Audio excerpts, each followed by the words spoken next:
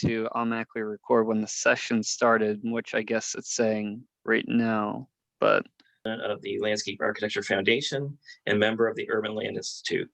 He is committed to DEI initiatives with ASLA, LAF, HD, and ULI, and Kona serves on the University of Miami School of Architecture, MRED and U, and NSU School of Business, MS-RED advisory boards.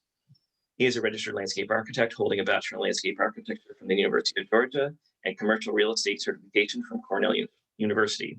So welcome, Kona, and we're looking forward to getting your presentation and having some great discussion this morning. Okay, thanks, Steve, for the introduction. Can you all see my screen okay? Thumbs up? Yes. All right, we'll get this going. So the conversation today about housing equity and COVID-driven redesign is pretty intriguing for all of us, especially in the design field. We've seen a lot of changes in our world as it relates to working with communities and developing places for them to live. And so I'm just going to touch on a few areas that we have been working in, and also touch on our work post-pandemic or pre-pandemic and then post-pandemic. So as was stated before, EDSAs, we've been around for a while, since 1960, based here in South Florida. We really focus on design excellence, and we have a strong global presence around the world.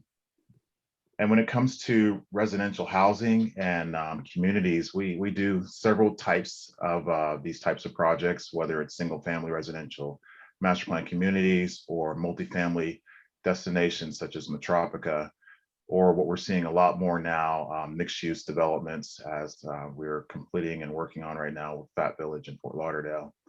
And we always try to make sure that there's a strong community component in all these projects, especially as it comes to parks and open space. This park here down in North Miami is certainly one of those types of projects that really transform the community, taking an abandoned lot and transforming it into a place for everyone to call home. And we think this is just kind of part of the way we work, and one of the things that we know is important to community design and creating healthy places for people. Our design studio is really awesome. For us, as many of you may know, we're collaborators. We love drawing by hand still. It's an artistic process. It allows us to really create different spaces and try different things out before we commit to the computer. But it also allows us to build community, and through the process of design, especially when we're engaging in different places around the world, we take a very intentional moment to get to know people, and that's typically through a community engagement process. So one project where I believe we really highlighted that process very well was the Gainesville Community Redevelopment Association area reinvestment plan that really turned out well. We had a lot of intense meetings, great community participation. People came out, wanted to know what was going on. It was really focused around how they could strengthen their CRA, and all of you in the planning world are familiar with Goldman, how you doing? This mechanism and how it worked, and what we do as planners to make sure that we can leverage the asset and allow these communities to really thrive. And so what we did in Gainesville is they looked at their community in the past, we looked at it in the present, and then in the future. Essentially had a mandate to sunset their CRA over a 10-year period. And that process led us to consolidating 4 separate areas into one large area focused on the entire community. And so that was really intriguing, because we were challenged with bringing 4 groups of constituents as well as community members together to really focus on the greater good. And we did that through a series of community engagement meetings, which was easy to do pre-pandemic. A lot of the typical tricks that we use as planners were utilized. Quite a bit of small group conversations and discussions.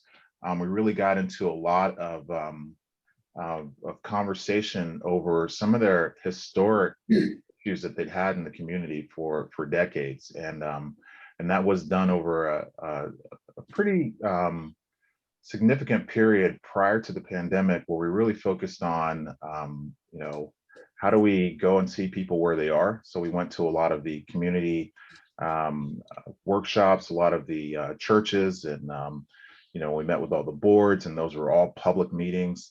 Obviously, we had our meetings with the city commission, which was always lively. There's always someone there that had something to say, and so it was really an intriguing sort of process to go through that effort. And we had a lot of input, which was really great. And so these stats are pre-pandemic stats, and they really show how some people really come out and they want to get engaged and they want to know what's going on. But as many of you know, it was the usual suspects. It were the community members who were typically engaged. But it was great. We it was fantastic to see in the center of this photo, you have activists sitting next to a county planner, and just having a great conversation and learning about life and about each other. And it was also really interesting to see how we were able to engage people who were either in the real estate industry, such as Pat Lee here, looking to find ways to better her business by being fully engaged in what's happening in the community. And then what I really appreciated was seeing a lot of younger participants, such as Alexis here, that brought their family along, brought their kids, and we had places for kids to kind of hang out and still be engaged, and not be bored, which is really cool. But what came out of this was really important to us. This is what we learned from the community, and we were able to grab a lot of stats through the process.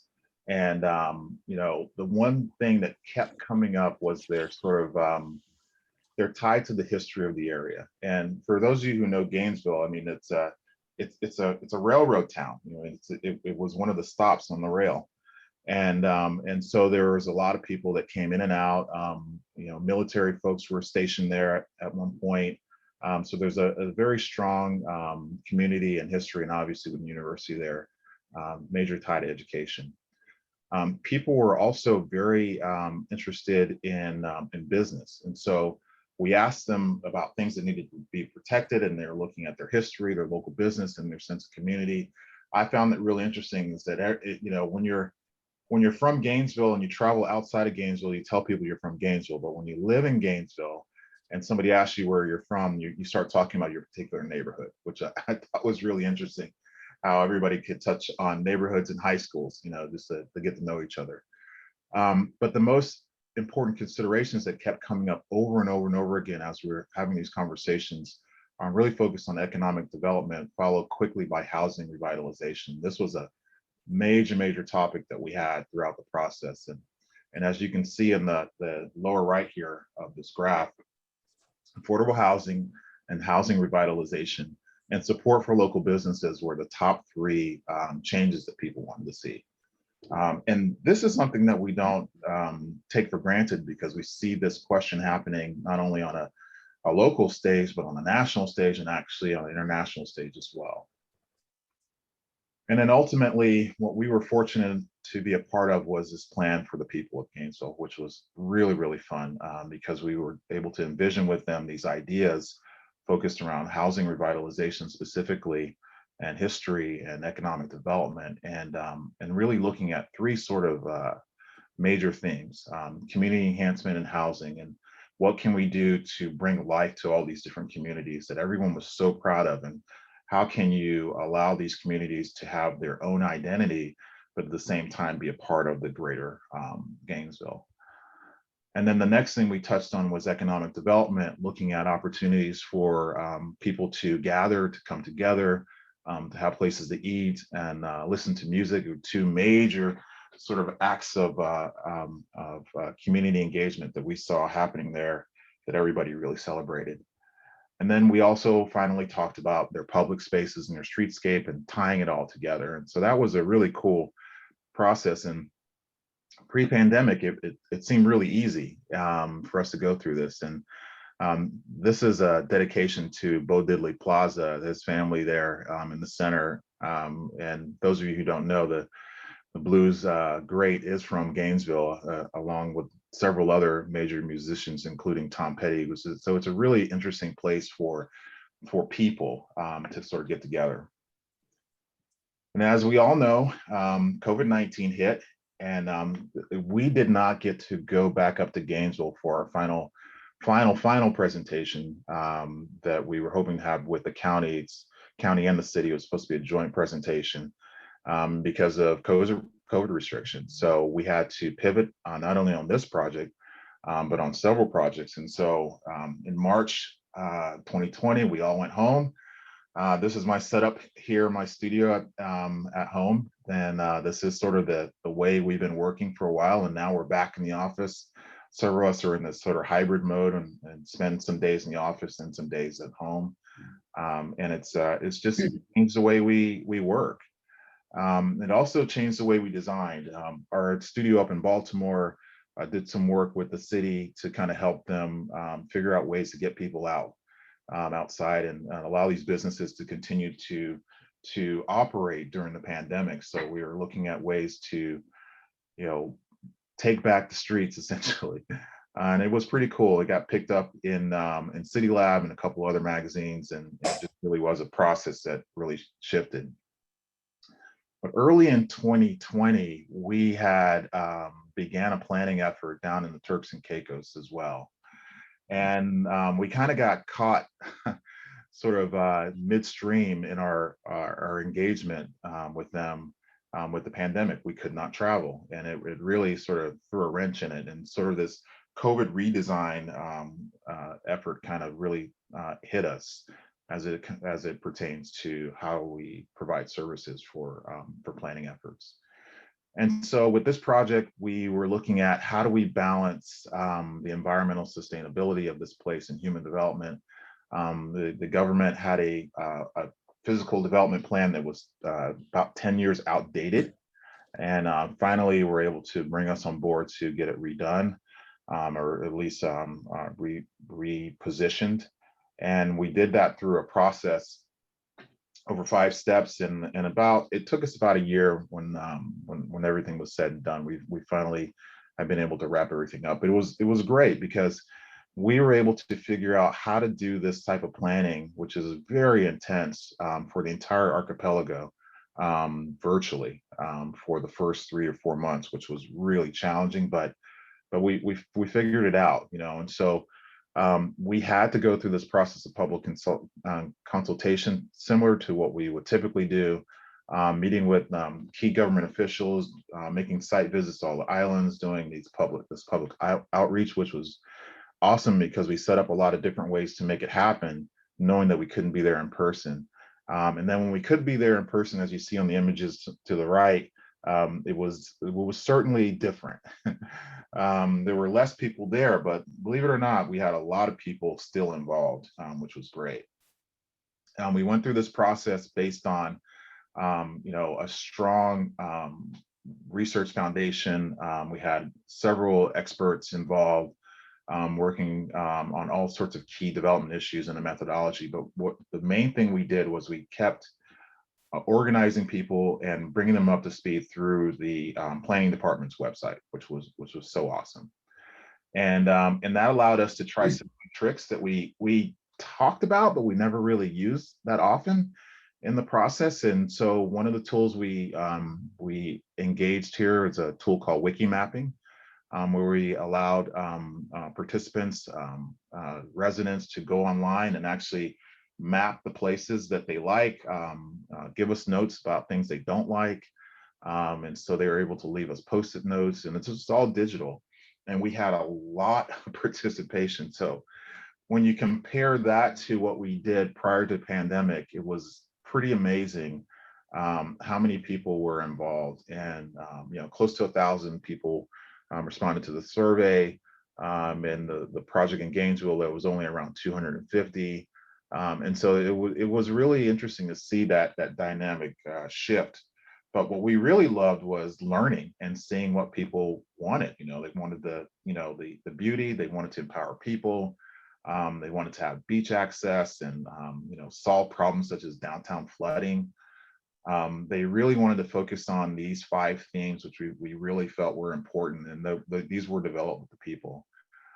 We talked about opportunities, different types of projects, and focusing those projects on the main sort of economic drivers on all of the different islands. We actually took a deep dive into Grand Turk, where the capital is, and touched on all the different elements of that place through a thorough analysis, and then through the understanding of the island and its theme. The Turk's Head cactus, which is really cool. Very awesome place, very bohemian, has a lot of great flavor to it. And then walked them through several different components to get it completed. And this had a lot of input with the community. We also made recommendations to help them improve their planning department and grow it, and finally figure out ways to get projects completed easier. And even shifting their whole development plan approval process, which was very convoluted in the past. And ultimately, again, we developed the plan for the people, and it was developed with the people, but it was done primarily virtually, which was really cool. And it shows us now we can do a lot more than we could do in the past. And we've embraced it, and we are going to continue to use it, that manner of hybrid consultation for quite some time. So that's it. Thanks. That's great, Kona. Very interesting. Looking forward to seeing how this can be applied in other areas. So thank you for that. And we'll continue on to our next speaker now. We have Suzanne Cabrera.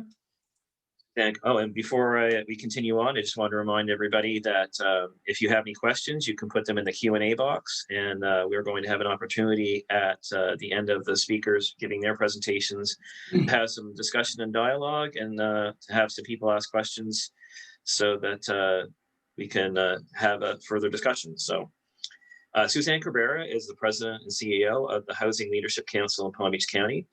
The HLC is a nonprofit 501c3 organization by community and business leaders to address workforce affordable housing issues. The organization is an action-oriented coalition of businesses, civic, and community leaders working to increase the availability and attainability of housing for the area's workforce. Specifically, Ms. Cabrera works on the development and preservation of affordable workforce housing, including financing of projects through private and public sources, and addressing regulatory barriers that increases the cost of housing. As part of this effort, the HLC convenes a wide variety of public, private, nonprofit, and municipal partners, including business executives, developers, lenders, CRAs, CDCs, housing authorities, as well as local, state, and federal agencies to develop housing strategies and form collaborative partnerships to implement policy and funding initiatives. Ms. Cabrera's professional volunteer roles include serving as chair of the Florida Housing Coalition Board, a statewide coalition addressing housing issues. Locally, she has been a member and past chair of the Palm Beach County Commission of Affordable Housing, the chair of the West Palm Beach Affordable Housing Commission, executive member of the Affordable Housing Collaborative, member of Homeless Advisory Board Housing and Advocacy Committees, and Ms. Cabrera frequently speaks on housing issues in local, state, and federal and national level.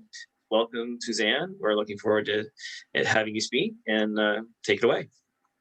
Okay, thank you very much. And just to let you know, I will make the slides available. I do have some statistics on them that folks may want. And we actually have full studies and more information available on our website. But we just talked a little bit about what the HLC does. We don't build units, we don't manage units. What the heck do we do in housing? And it really is trying to create the environment where housing can be built, can remain affordable, and eliminate a lot of those obstacles that cost time and money. We do a lot of NIMBY work, policy work, advocacy work, removing barriers, creating incentives, and also do a lot of studies. So, and that's been really important. And one of the things that we just recently completed, we tried to dive in by just doing a housing study, a housing plan for the county, and we realized we got to step back and do a study. So this just came out in December of last year when we presented it in January of this year. So it's a fairly new study, but we did commission this before the pandemic really hit. So this is something you, as I said, you will find this on our website. So easy to find. And I'm also happy to send you any PowerPoints we have, the cheat sheets, I call them. But basically, looking first at the demand conditions in housing, owner occupancy down, renter occupancy up, no surprise there. The 42,000 median household income of renter occupied units is only 58% of the median household income of owner occupied units. And we're going to see this disparity and something we're really trying to deal with in so many different ways. And this is the real challenge. The majority of Palm Beach County workers are employed in low wage service sector occupations and hourly wages that translate to workers earning 40 to 60% of the median household income. And I know I'm talking to a group that knows what most of this means, but that's our challenge, is really bringing more high wage jobs to the county, and housing is a huge part of that, as we just found with a recent deal we lost, because the folks said, you know, we love the area, we love everything, but there just isn't going to be enough housing here for our staff. And they were paying about $70,000 in wages, but with a housing market as hot as ours, that's hard to find rentals or for sale right now. And we have almost, and now I would say this number since we started is over 100,000 cost burden renter households in Palm Beach County. And of those, 52% are severely cost burdened. People really shouldn't pay more than 30% of their income, especially with high insurance and other things we have. And I talk to folks regularly that are paying 70, 80% of their income for housing. People will call me and ask, where can I find a $800 apartment? And I'm like, that doesn't exist. And on your income, you can't even afford that. So it is very concerning. And according to DEO, occupations projected to gain the most jobs still include retail, food preparation servers, customer service reps.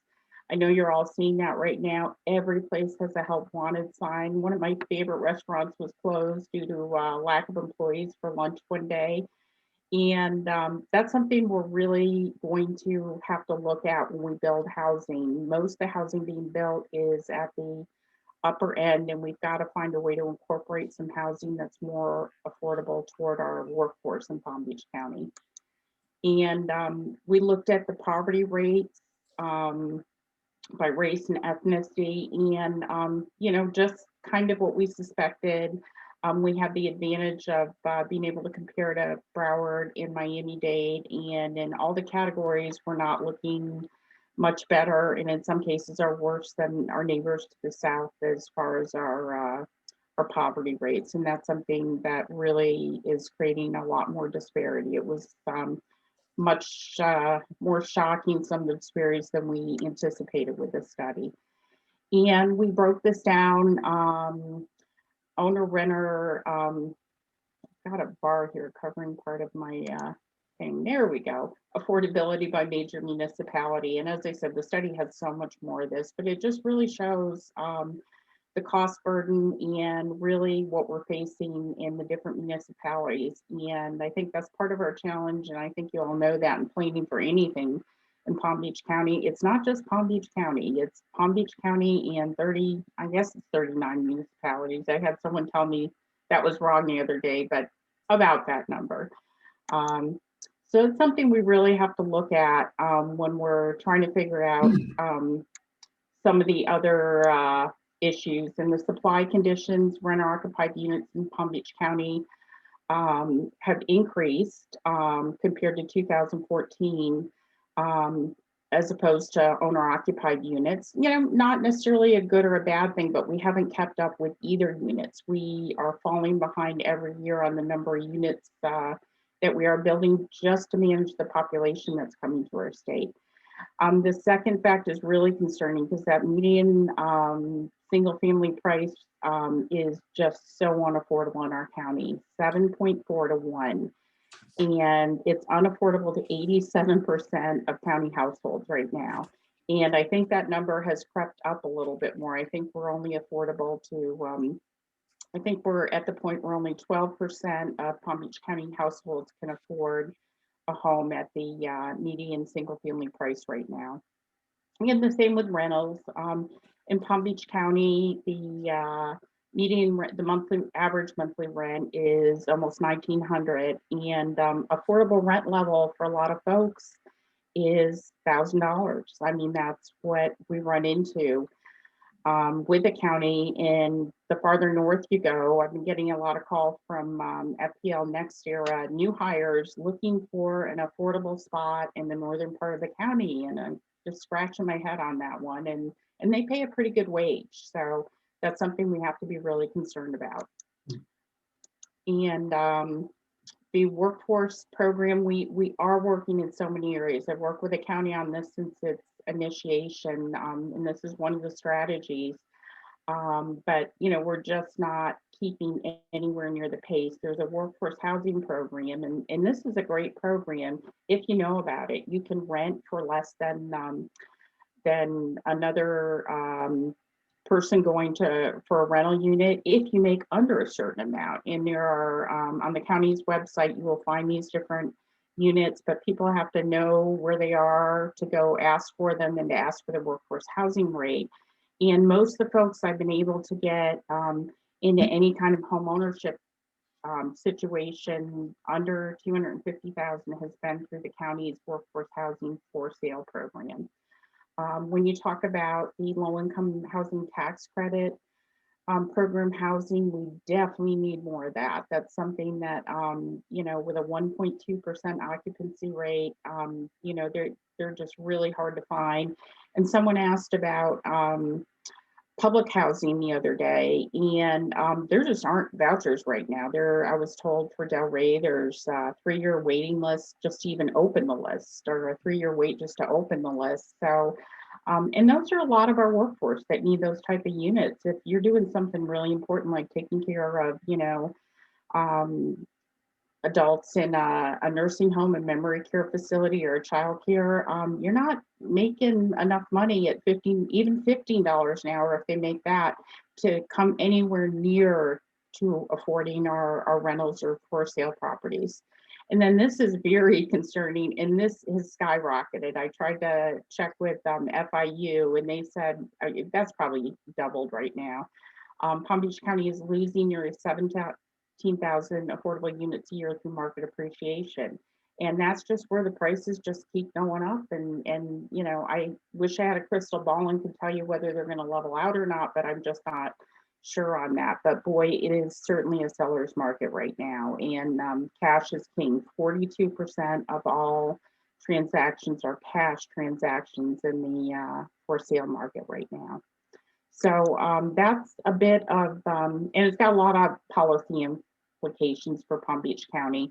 And that's something that was so frustrating this last year. You know, it's safer to stay at home, but people really were having trouble doing that. Luckily, there were some moratoriums in place to prevent foreclosures and evictions. Those end July 31st. I've heard that that's our last date. So I am kind of trembling a little bit, worrying about what's going to come. And is absolutely this home price to income ratio is affecting us. We had a tech company that did not come to Palm Beach County.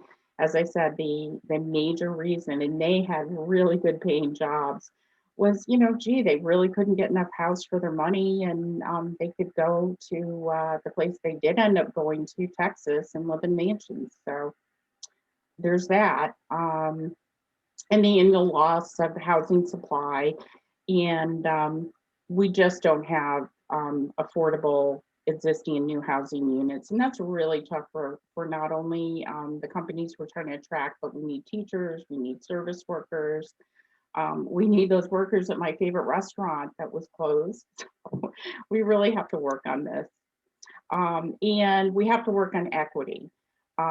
which we saw in our study as well. So, and as a result of that needs assessment, we are working on a countywide housing plan. I saw that some of you have been included in that, but housing stakeholders meet every Wednesday, the second Wednesday of every month at 9 a.m. We've gone virtual, which actually we've been able to accommodate more people, and we would love to have any of you join us. We are going to be dealing with racial equity at our next meeting and get that kind of background and talk about a lot of issues, including appraisals. So please contact me and we would be happy to invite you to those meetings because we really need you all to be part of our housing plan that we're presenting to the county.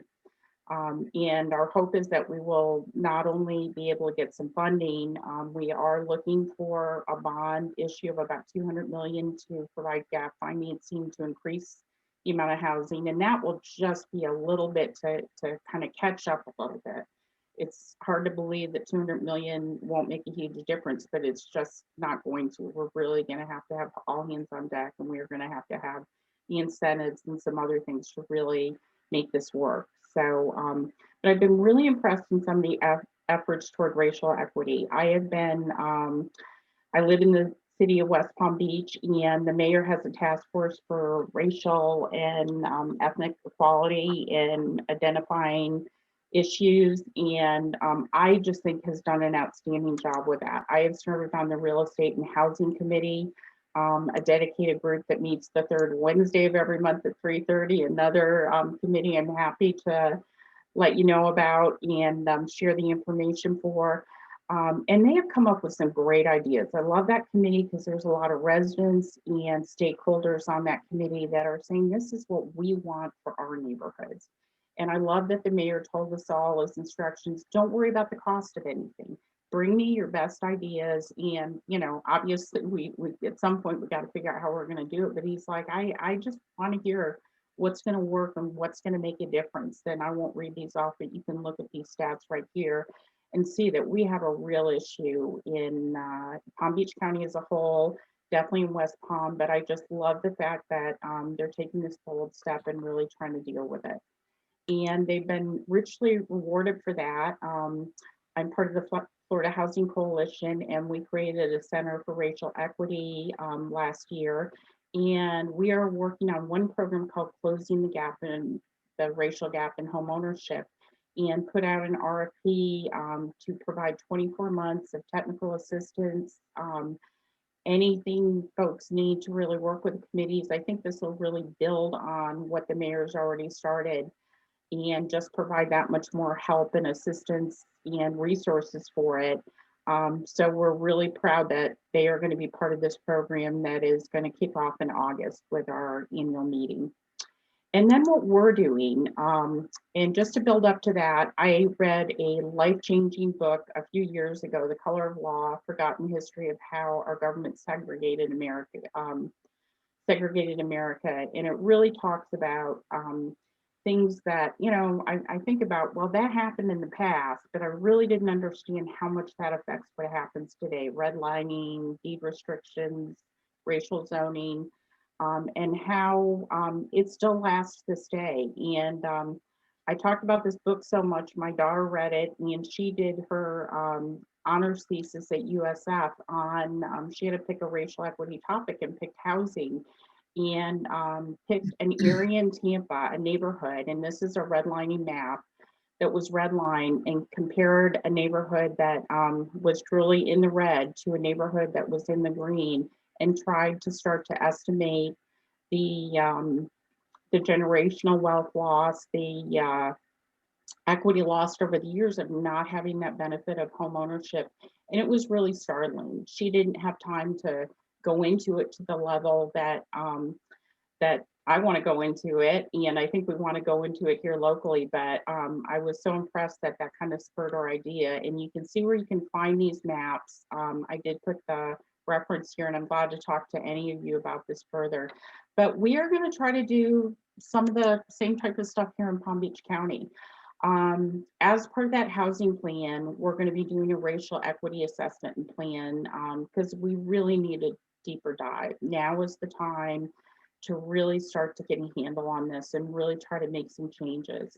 And one of the things we're going to be doing is, you know, just my daughter just did as a snapshot for our honors class she had, but we're going to be going into this more and looking and comparing neighborhoods and trying to give people a number that, you know, this is what folks in this neighborhood have lost in terms of generational wealth and equity by some of these past practices that were put in place. And you can see it clearly in Palm Beach County. Driving through it, you can see exactly where those neighborhoods are. And what we're going to be doing is we've been invited into some neighborhoods. I think that's so important. And we're going to be working with some of these historically Black and disinvested neighborhoods to help them develop plans. Two kind of things with that will make their neighborhood the neighborhood they want it to be, what they're seeing, that they really want and care about in their neighborhood, but also that will attract investment. I have talked to a lot of social impact funds, another thing we're trying to start here in Palm Beach County.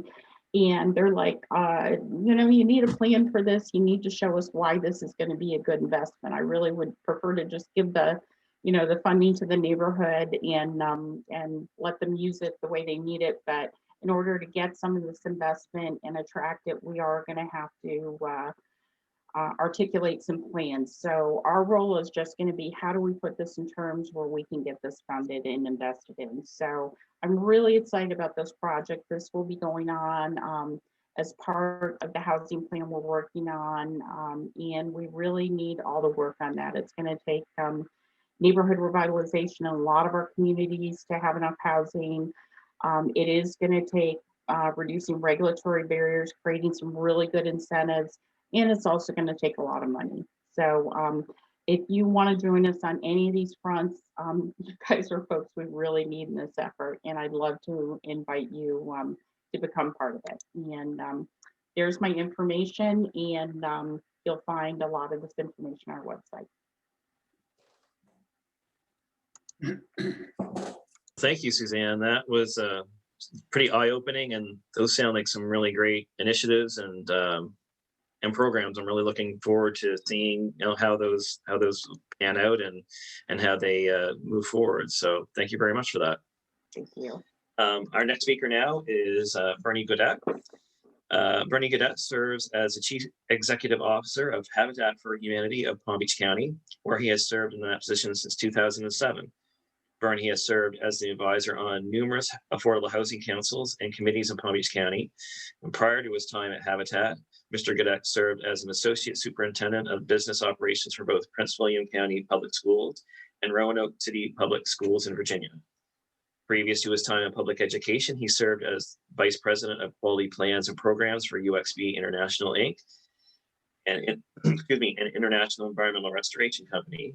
And prior to that, Bernie served in the U.S. Army and retired in 1997 at the rank of colonel after 21 years of distinguished military service.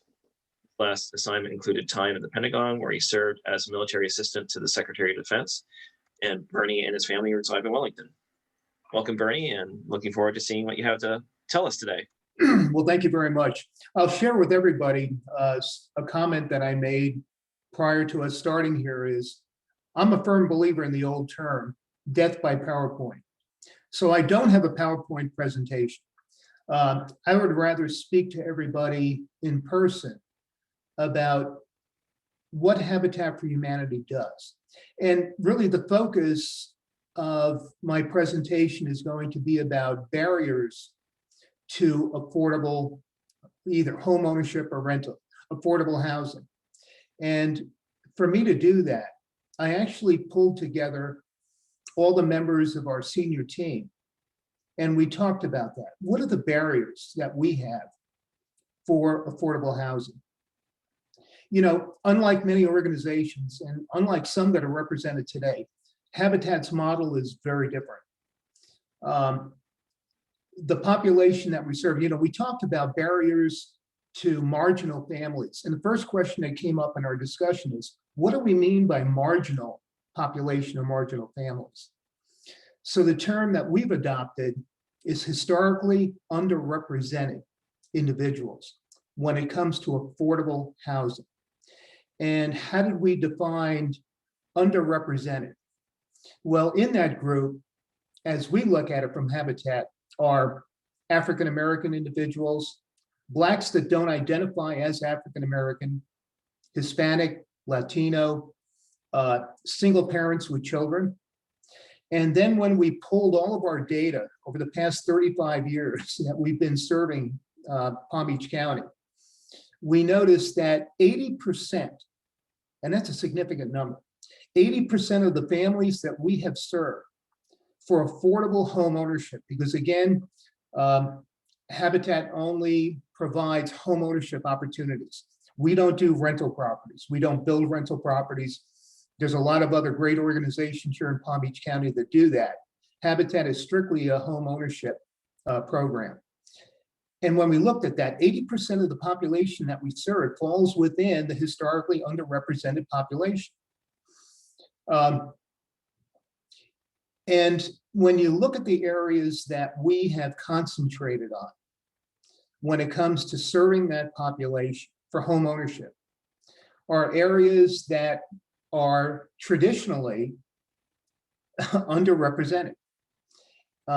We have served quite a number of people. I think we built about 40 homes and repaired almost 125 homes for owner-occupied homes for the repair program along the Tamarind Corridor in West Palm Beach, which includes Coleman Park, the historic Northwest District, and Pleasant City. And when you look at the populations that are there, they are in that historically underrepresented group when it comes to, for us, home ownership. So we've served quite a number of families there, but that's been our focus. When you look at the work that we've done in that North Tamarind Corridor in West Palm Beach, when you look at the population that we serve in the downtown residential area of Lake Worth, and now the population that we're serving in Pahokee, Belglade, and South Bay, the majority of the applicants, the majority of the people that are living there fall within that historically underrepresented group. And those are our focus areas. And I think one of the reasons why those are our focus areas is those are the opportunities that we have from those local municipalities to obtain properties to build on. Every municipality has a surplus property list. And these are properties that they own. They go through the cost of maintaining them, and they're finding out that it's probably better to donate those properties to a group that will actually develop them for home ownership. Many of those areas are looking to transition from less rental to more home ownership because they see the benefits that that brings to the community. So that's where we've been concentrating. You know, one of the unique things about Habitat, and which allows us to serve the population that we serve, which is between 30% and 80% of the area median income, which according to HUD is low and very low income families. The reason we can do that is again because of the unique Habitat model. Not only do we build homes, but we're the mortgage company too. So we administer 30-year interest-free mortgages to those families. So as an example, the last home that we built in Belglade, now this is Belglade, came in at an appraised price of $235,000. Now, can a family that falls within 30% to 80% of the area median income, can they afford that? The answer is no. So because of the model that we have, and we're the mortgage holder, we on the books sell that property at the appraised value. However, since we're the mortgage company, the note to the family is what they can afford. So they may only be able to afford a mortgage of $100,000. So that's what they're paying off. That's what the note is going to be for. So the logical question is, how do you make up for that difference between the mortgage and the appraised value? Well, there is what we call a silent second mortgage that makes up that difference. And if the family ever elected to sell that home, the new buyer would have to pay off the first mortgage of $100,000 and the second silent mortgage, which is the difference between the note and the appraised value. So how do we keep a family from flipping that home? Because the day they move into it, they have immediate equity in the home. Well, we have what we call our right of first refusal. So we can buy that property back from the family, we can rehab it, we can pay them back everything that they paid into that mortgage, and then we can rehab the home and resell it to another Habitat family. So that's really kind of unique. You know, the financial issues when it comes to affordable housing for those for home ownership is, how are you going to get a loan from a commercial bank? What sort of down payment assistance are you going to be able to get to that family? That really doesn't pertain to us at all, since we're the mortgage holder. So we make it extremely affordable to have home ownership for lower and very low income families. And for many of those families, and I think Susanna touched upon it, when it comes to generational equity, the only opportunity families that fall within that category have to develop any kind of wealth is in the home that they own. So, you know, it's a very unique program. We don't encounter some of the problems that other nonprofit affordable home builders run into, you know, being the mortgage holder. So, you know, we don't do a lot of studies. You know, we depend upon the Housing Leadership Council and the great work that they do and other organizations to see what the environment is like when it comes to affordable housing in Palm Beach County. But a lot of our data is generated from the communities that we're working in. One of the things that we have found over time is that municipalities seem to have the idea that they know what their residents need. And what we found out when we get down to the different homeowner associations or homeowner groups, and we talk to the residents, there's often a disconnect. You know, we really don't need streetscaping. We really don't need this that the municipality is giving us. What we really need is somebody to develop all the vacant lots that we have in this community. Vacant lots, they attract crime, other illegal activity. You know, those are the things they want. They want additional security. They want lighting. You know, they want a number of things, which is really different than what the municipality is telling them that they need. So we do a lot of our work based on involvement in the communities, and we're very involved in the communities that we're building. Again, you know, it's a very unique organization, and a lot of people really don't understand really what the Habitat model is. But, you know, right now we've served about 260 families for home ownership. And, you know, when we look back at our statistics and we ask ourselves, are we being successful? Over this period of 35 years and the number of families that we've served, we've only had 4 foreclosures. And that is a fantastic number. Only 4 families gave up. And, you know, I think that's a pretty good track record. But again, you know, when we talk about the families that we serve in, we certainly don't do it alone. You know, when you talk about revitalizing a neighborhood or revitalizing an area, it takes more than just new home ownership and building new homes in that area. It's about affordable home ownership. It's about affordable rentals. It's about economic development. It's about security in those areas. There's quite a number of factors that play into revitalizing an area. And that's what we like to participate in, is with others. So we can bring a more holistic improvement or renovation or restoration of that community. I could probably talk for another hour, which I know I can't, but you know, we're proud of the work that we do. And again, we're so much different. So when we talk about barriers to what we do, there's really only 2 barriers that we as a senior team came up with. One is land availability for development. As much land as we can get, we can develop. The second barrier is funding to build the homes on those properties that are donated to us from the different municipalities. And we're very fortunate to have a very generous donor base here in Palm Beach County that believes in what we do. They've seen the difference that their donations and their involvement with Habitat has changed people's lives generationally. So they choose to support us. If we had more land and we had more donors, we could be serving a lot more families, especially within that, you know, again, I'll use the term historically underrepresented group. We could be doing a lot more for them. And I think I'll end it with that. But thank you for the opportunity to speak to everyone today.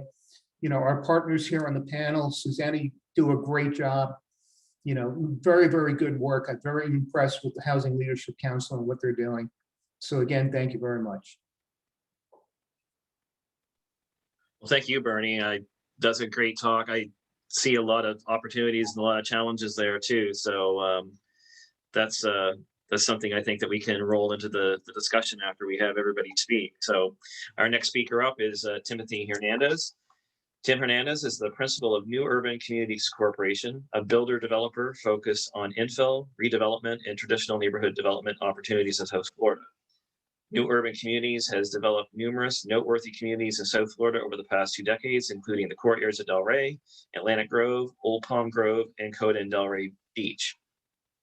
Prior to co-founding the New Urban in 1998, Mr. Hernandez spent 16 years with Pulte Home Corporation in Illinois and South Florida as the Director and Vice President of Marketing, Land Acquisition, and Land Development. Before that, Mr. Hernandez was Senior Planner and Director of Community Development and Planning in the city of North Chicago, Illinois. Mr. Hernandez holds a Bachelor of Science in Urban Planning from Michigan State University and an MBA in Finance from the Kellogg School of Northwestern University. He is a member of the American Institute of Certified Planners, the Urban Land Institute, and the Congress for New Urbanism. He has taught a master's level course in urban planning at Florida Atlantic University and has served on numerous boards and commissions, including the Lake County, Illinois Regional Planning Commission, Florida Governor's Acting Team for Energy and Climate Change, Fort Lauderdale Northwest Progresso Flagler Heights CRA, the Abacoa Partnership for Community, the Broward Smart Growth Partnership, Fort Lauderdale Little League, and the Coral Ridge Country Club Owners Association and Bonnet House Museum and Gardens.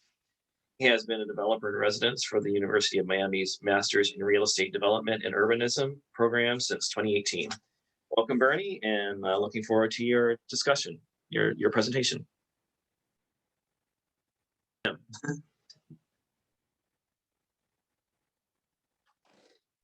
You're muted, Tim. Okay, thanks, Steve.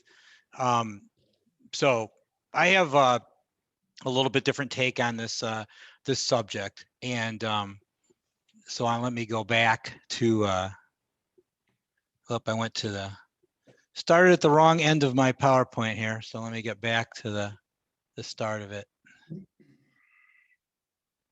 Here we go. So I titled this "Housing Equity in South Florida. Do we really care?" And I think, and the reason I came up with that title was because this is a subject that we talk a lot about, but I mean, when you measure our success and you measure our progress, I think we would all agree that we have a long way to go. So I start this off with a multiple choice question. How do we get more affordable housing built in places where we most need it? Which I think is everywhere, but ideally close to jobs and transit. So A, should we enact policies requiring the construction of deed restricted affordable units, for example, set-asides or inclusionary zoning? B, should we enact policies that incent developers to provide affordable housing, for example, density bonuses or fee waivers? C, should we enact policies that encourage the construction of more market rate housing, that is aggressively increasing supply? Should we go Houston, eliminate most zoning restrictions? Or should we go Minneapolis, eliminate single family zoning altogether? So, I mean, it's something to think about. I wish I could take a poll because I'd be interested to see what the answer is. I didn't have all the above, none of the above or some of the above on there, but I think these are all approaches that we see considered and in some cases implemented. and they have varying degrees of effectiveness. I think we're mostly going about it all wrong. Hey, Tim. Hey, Yeah. sorry to bother you, but your presentation is not Yeah. advancing. It's Looks like- not advancing. Yeah. Okay, hang on.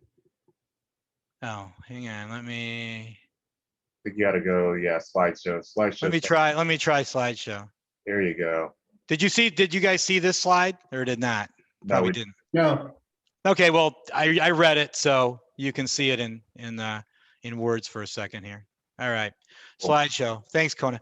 So I think we're mostly going about it all wrong. Okay, I think we kowtow to NIMBYs.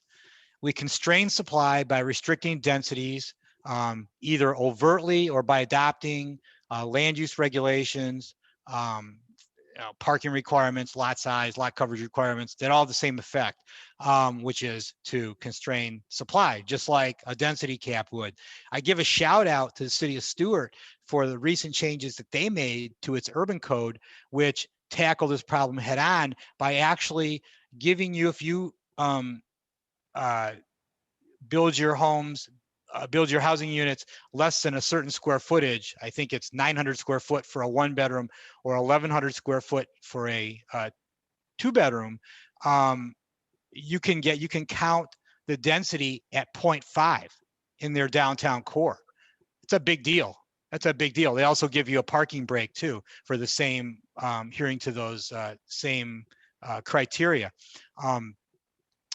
We charge impact fees that are the same for infill and redevelopment projects as for low density sprawl. That's a subsidy to those who need subsidies the least.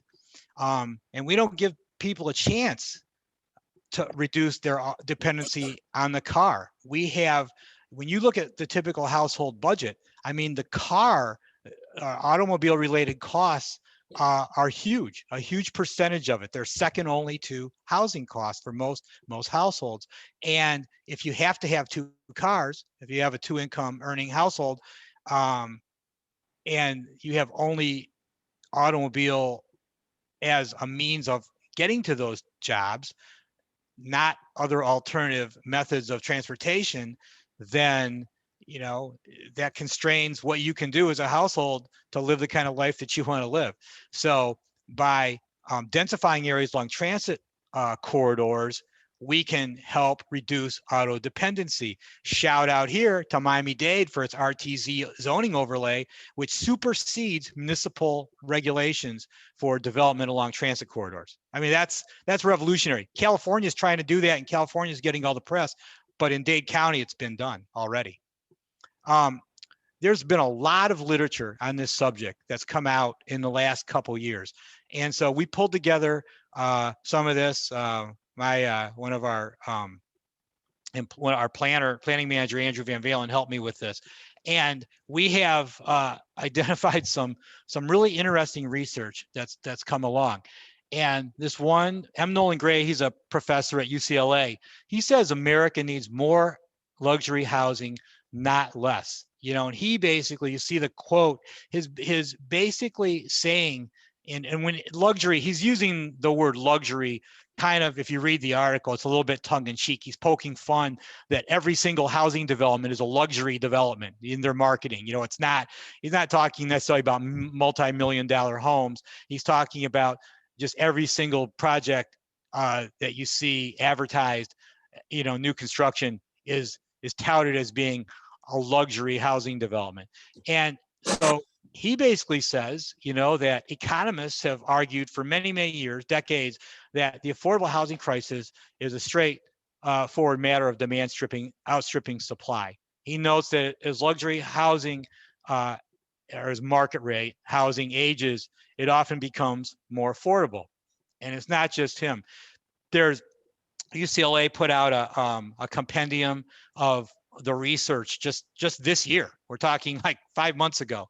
And there's a couple studies that are really interesting. One by Upjohn Institute and the Federal Reserve Bank of Philadelphia. They found the construction of new market rate rentals results in the rents for nearby buildings falling by 5 to 7%. And another study by Cal Berkeley PhD student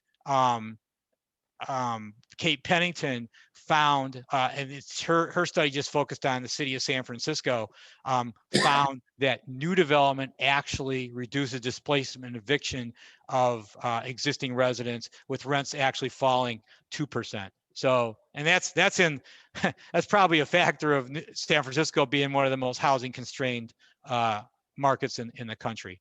So another article here, this is the one that was cited, and they're talking about the phenomenon of filtering. Okay, and they're basically saying that when new supply is created, then people move in to those new homes, they vacate their existing homes, and they make housing available all the way down the housing ladder, whether it's rental or market rate for sale housing. This research shows that as many as 45 housing units, okay, are created, 45 new housing opportunities are created for every 100 market rate units built. I mean, that's a fantastic impact. I mean, when you think about, all the great work that Bernie and Habitat does, not just here in Palm Beach County, but throughout the nation, and the LIHTC program, low-income housing tax credit program. Do you know that since 1997, there's been about 3 million housing units created through LIHTC?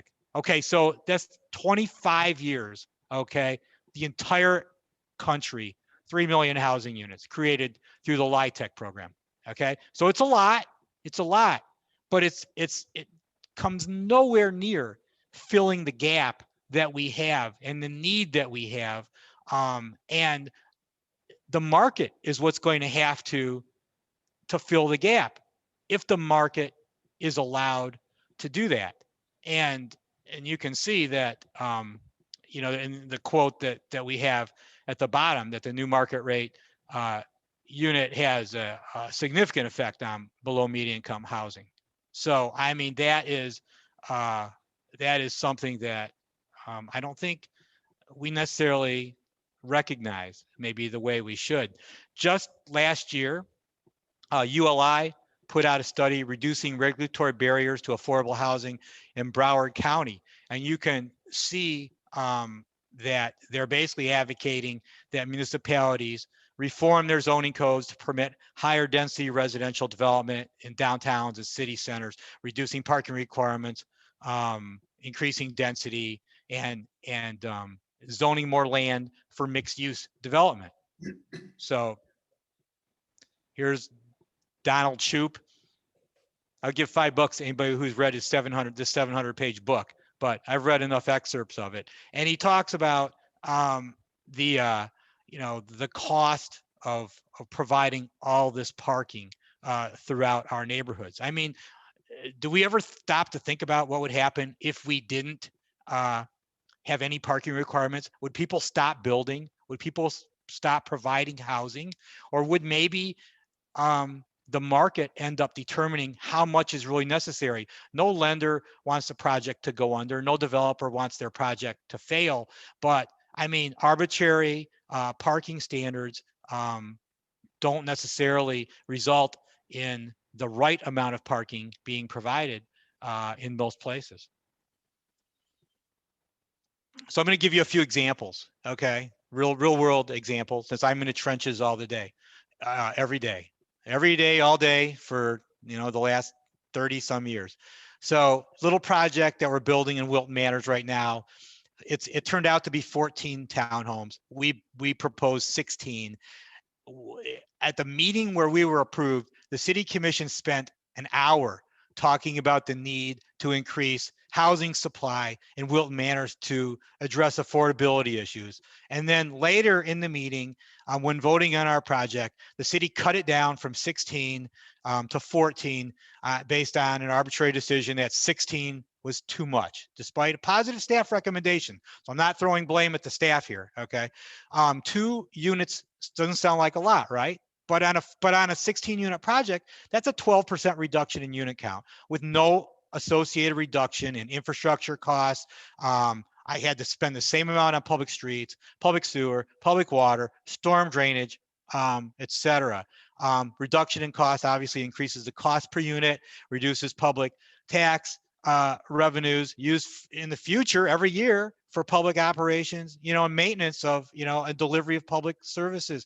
Now, imagine doing this for every project in every city in South Florida for the last 50 years. And that's what we're doing. And think about how how inefficient we are at delivering, the number of housing units that we need to meet the needs of our population. This is just unfortunately one example. And this was middle, class housing that we were building. This wasn't subsidized housing. This wasn't affordably priced housing, but this is what happens every day. Here's another example, Prosperity Village in North Palm Beach. We proposed a 22 unit single family detached and townhome community. This is on Prosperity Farms Road, just right by Alamanda Elementary School. The village had adopted, they had turned down an ALF for this site, neighborhood opposition. Then the village adopted a master plan calling for small lot single family and townhomes on this site. We had a positive recommendation from staff. We were approved by P&Z. We met with the neighbors repeatedly. At the end of the day, we couldn't get 3 votes at the council. We walked. The project is going to now be developed by another developer who's going to build 10 very expensive houses, probably, $1.5 million houses. We were proposing houses from like starting around under 500,000 to like 700,000. So it wasn't affordably priced, but we got turned down. Who won? Margate City Center. Okay. Here we have a piece of property in Margate in Northern Broward County, right on 441. For years, it's been designated as, a major transit corridor, has the most frequent bus service, high-speed bus service of any road in Broward County. The county's invested millions in buses, in bus stops, turn lanes. And so Margate actually has 1/6 of the frontage of the State Road 7 frontage. It goes State Road 7, 441 bisects, their town. And so this property, the city center property, which we won an RFP and are, going to develop eventually someday.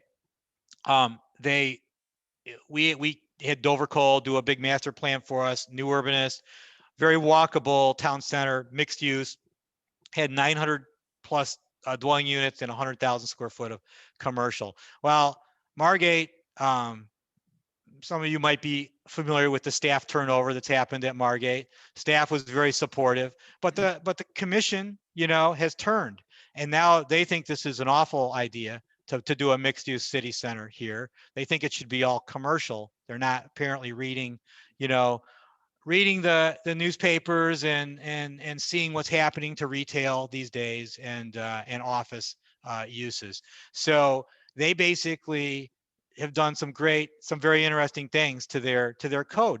They originally had, in this city center, they basically had a great code requirement of only 1 parking space per unit. We probably actually were going to do more. Actually, we have a plan that we submitted that shows a ratio of probably like about 1.3, 1.4 parking spaces per residential unit. They also allowed for shared parking, and they eliminated the ability to use shared parking. They doubled the parking ratio from 1 to 2. And so, if you can't use the shared parking, what this really does is ends up reducing the density and increasing the housing prices. So that's what's happening. So here's an example of Palm Beach County, how they do collect their road impact fees. How interesting it is that somebody who's building a development in East Del Rey, say between 95 and Swinton, pays the same impact fee as GL Homes pays, for example, out in West Del Rey or West Boca. How is that fair? It makes no sense, but that's what we do. And I mean, instead of having, there's a state law, that's passed that says there should be a rational nexus between the impact fees collected and where they're spent. And you can't even spend the road impact fees, because the county's impact fee ordinance says that they only allow funding to be used for new lane miles. Okay, well, how are you going to add lane miles in East Del Rey? Not really practical. So this is it. This is I think this is the height of, you know, this just shows to me that we really don't care about affordable housing in South Florida. Here's a publicly owned piece of property owned by the North Springs Improvement District. It's being marketed as a mixed use development, 70-acre mixed use development. I don't know if you can see the next line. It says commercial uses only. So I'm puzzled. So how do you do a mixed use development with commercial uses only? And I guess it's a mixed use to have, you know, a grocery store and a Subway. I guess that's mixed use. I don't know. You know, what is it? What does mixed use mean to you? That's not what it means to me, but that's how they're marketing it. And they also tout the extraordinary demographics in the city of Parkland. Oh, they're offering 69 acres of land. You know, this is the old Heron Bay Golf Course. Okay, this is owned by a public entity. This is a massive opportunity to provide housing and commercial in a compact location.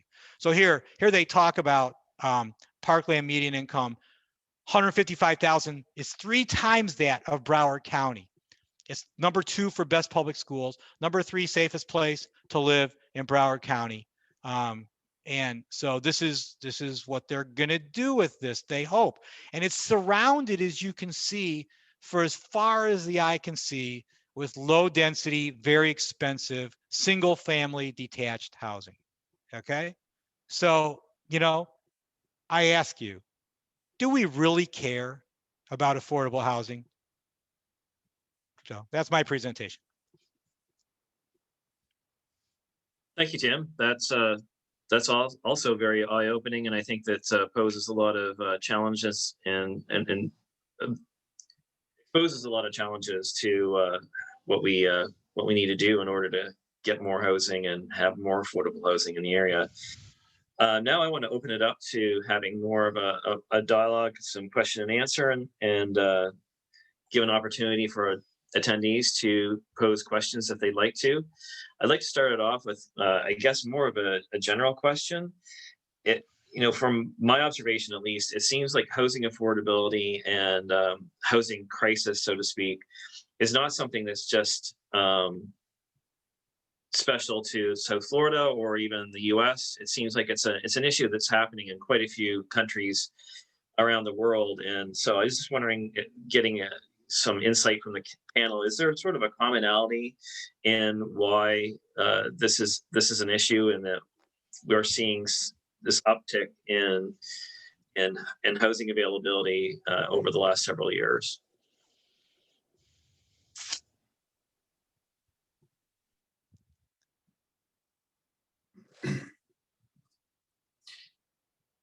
Somebody.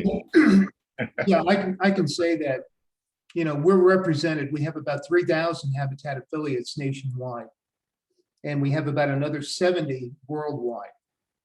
And decent affordable housing is an issue for every single one of those Habitat organizations.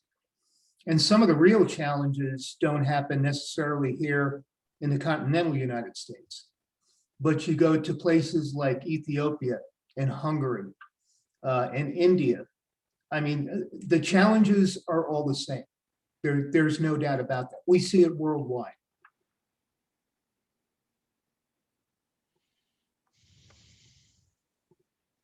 All right, well, I will actually move on to a question that's here for Kona. It's coming in. It says, with the pandemic and the challenges that it's posed, have there been changes in the demand of public space trends and outdoor activity patterns that impact landscape design concepts? Yeah, absolutely. That's a great question. What we've seen over this period is actually an uptick in the need for outdoor spaces, as I illustrated, even with that project we did in Baltimore, where we're recapturing roadway for public gathering opportunities for restaurants to break out into those spaces. I think the other thing that we've noted over the years, these most recent years, is that there's sort of this resurgence of appreciation for the outdoors. I like to tell people that the outdoors is back, camping is back. I mean, people are driving more to closer destinations and really appreciating their time, in the sun when they can. So I think this is a trend that's not going to stop, and for many reasons. And we did see a shift in this historically when Central Park was built. Central Park was built as a result of the pandemic. And so that historically we've seen this sort of evolution where people say, well, yeah, I do need to be outside. I do need to get fresh air. I do need to be more healthy.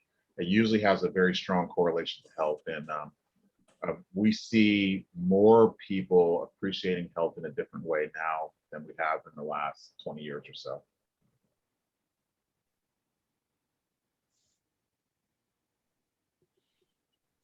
Oh, you're on mute. Muted. Sorry, there's a question here, just as a quick add-on, Conrad, wondering what survey software you used for your projects in the. Oh yeah, that's a good question. Yeah, we've tested quite a few, and actually we're working with the CRA in Gainesville. They had some software that they were proposing that we actually ended up not using because it ended up being too complicated. But the software that we've used regularly, because it's super easy, it's SurveyMonkey. I know it seems very generic, but it actually works very, very well. And it's able to develop a lot of graphs and charts that we're able to simply display the data to people who are interested. And then the other program or platform that we've used is a platform called Social Pinpoint. And that's actually really good because not only can you pull down data, it has a mapping mechanism in it where you can actually go and map certain areas. And it's similar to Wikimaps. So Wikimaps is actually a little bit better, but they also have a survey platform within that as well. So you can keep it all in the same house. So you can. There's so many choices now. I mean, every day there's some new software. It's pretty crazy, but we're trying our best to sort of streamline to the ones we know that work after a couple of beta tests, and those two work very well for us. Okay, great, thank you. Bernie, I have a question here.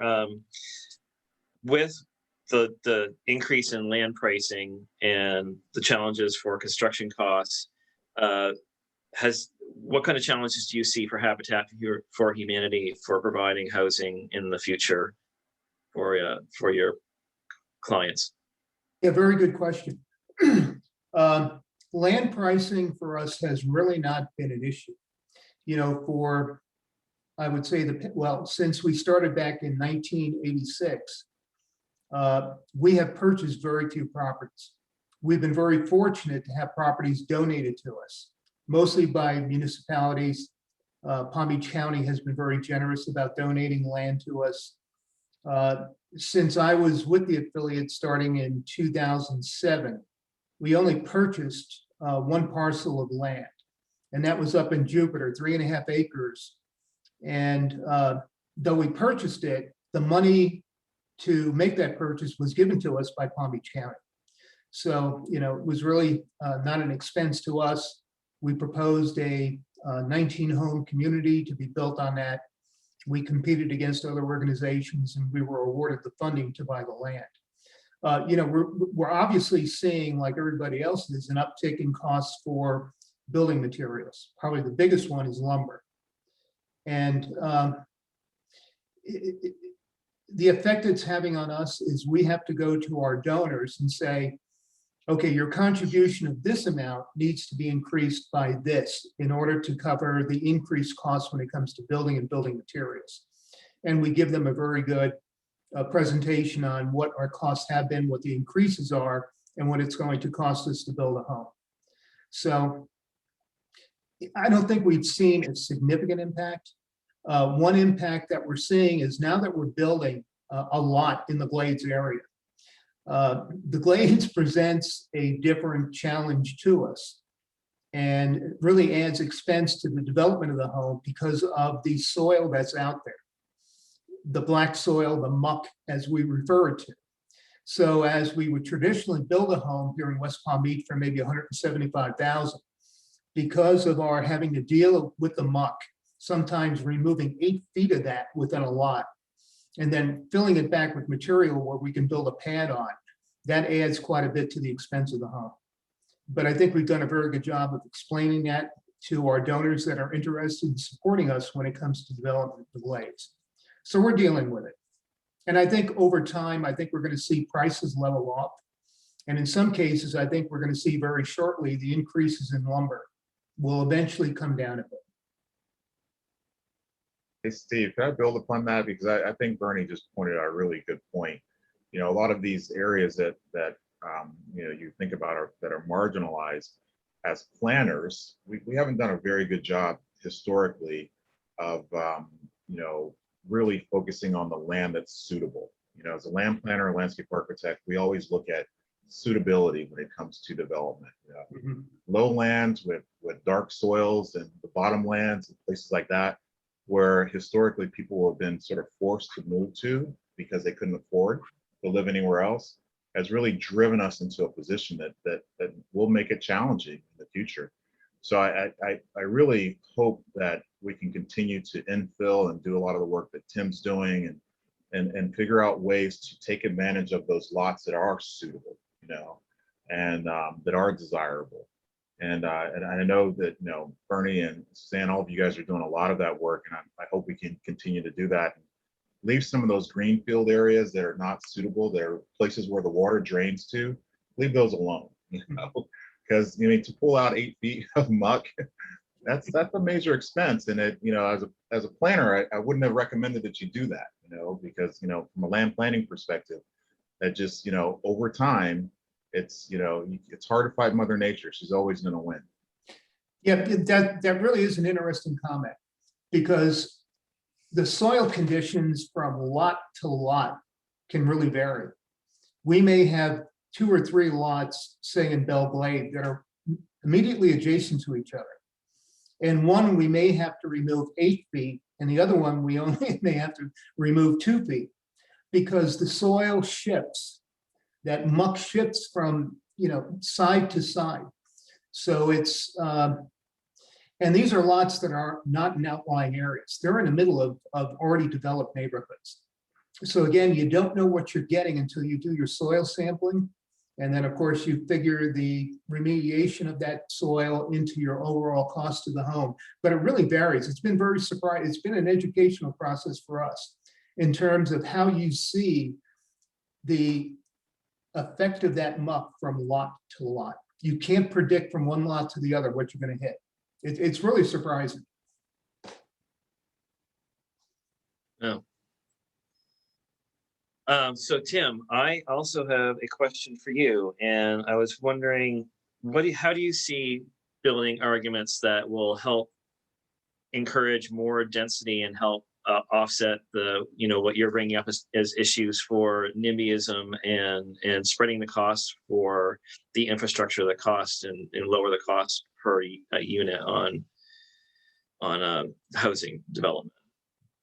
Well, it's a challenge. I mean, you have, I mean, we had a development in Jupiter where Suzanne and her board chairman, Jack Weir, came and actually spoke.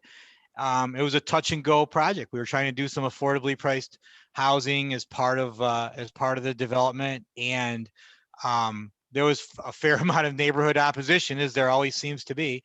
But you know, we got it through 3-2. It was close, but we did. So I mean, part of it's education, obviously. I mean, it's trite to say that, but I mean, again, you have to talk about this all the time. And these elected officials come and go. Some of them stay longer than others, but most of them aren't professional planners. Most of them aren't professional, you know, a lot of them aren't even in the real estate business at all. And, you know, they're elected officials. There's no reason that they should be expected to come into their jobs with a great amount of expertise in those areas. But at the end of the day, you know, developers say most municipalities have 5 commissioners. You got to be able to count to 3. You've got to be able to get 3 votes to get your development approved in most cases. Sometimes super majorities, and sometimes there's a few municipalities and county commissions where there's more people, but that's the number. And at the end of the day, it seems like that it's just easier to say no. It's easier to say no. And I think it just takes hearing something from many different voices for a long period of time before people start to understand that it's not necessarily even in their own municipal economic interest to build lower density sprawling communities and to take density away from projects. It's a Pyrrhic victory. I mean, basically, you don't, maybe you made a few people happy in the short term, but the costs were so great over the long term.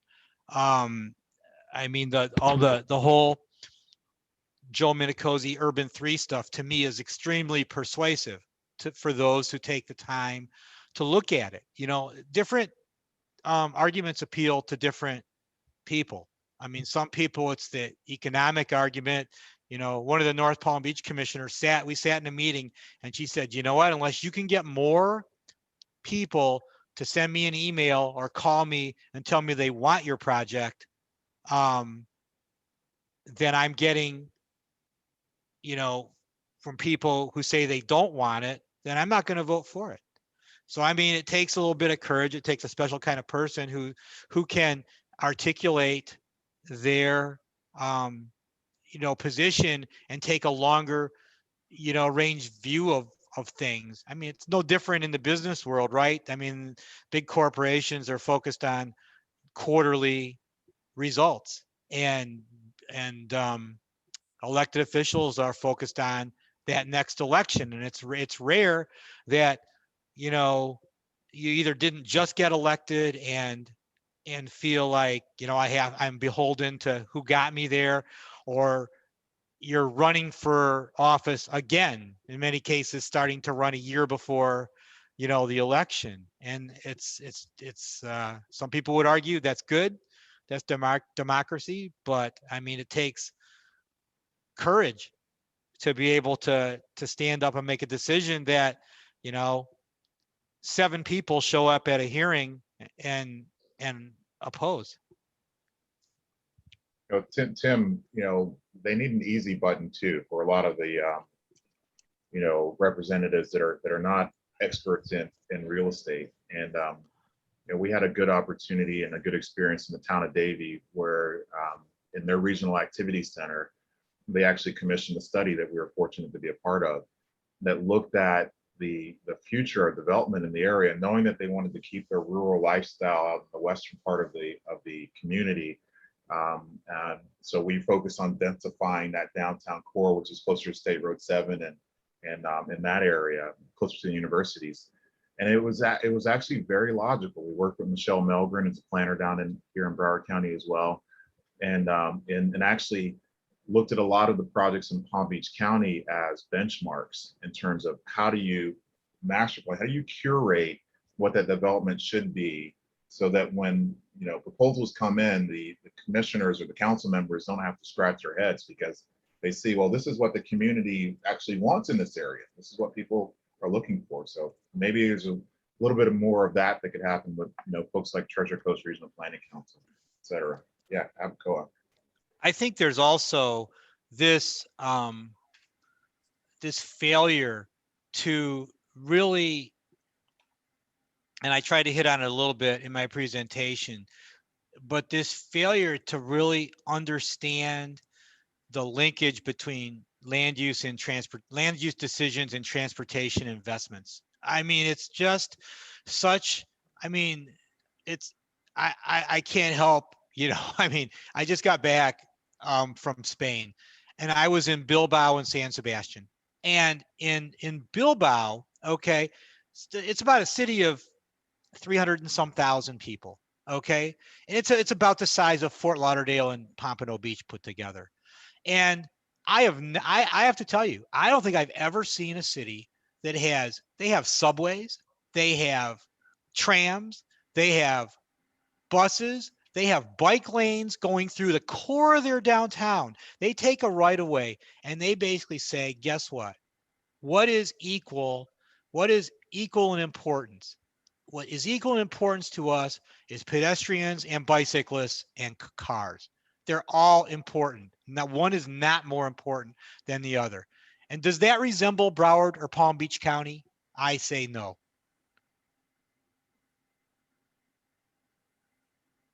Those are all really good points to bring up. So I have a question for Suzanne. I was just wondering, what do you see as some of the policies and programs that you would like to see brought in, sort of integrating, I think, those people that have been, as Bernie says, historically kind of missed from participating in home ownership. And I know you've touched on a few of them during your presentation, but could you expand upon that? We're really looking at, as I said, talking to the neighborhood has been the most enlightening thing.